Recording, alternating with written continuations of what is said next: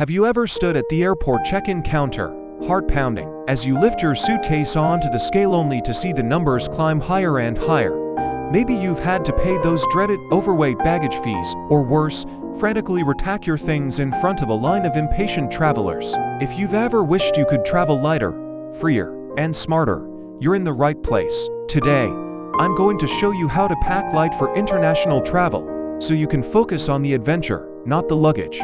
Let's start with a simple truth. Most of us pack for our fears, not our needs.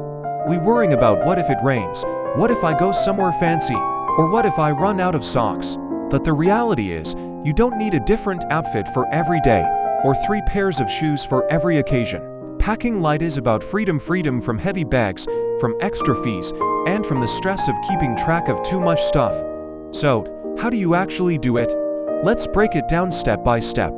First, choose the right bag. This is the foundation of packing light. I recommend a carry-on size suitcase or a 40-liter travel backpack. When you limit your space, you force yourself to prioritize. Check your airline size and weight restrictions before you start packing. Every airline is a little different, and you don't want any surprises at the gate. Next, plan your outfits with intention. Lay out everything you think you need for your trip. Now, here's the hard part. Cut it in half.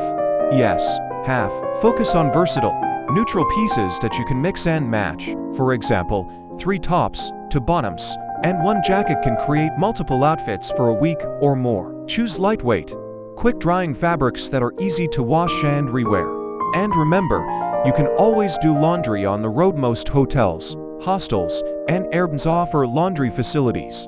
Or you can pack a small travel detergent and wash in the sink.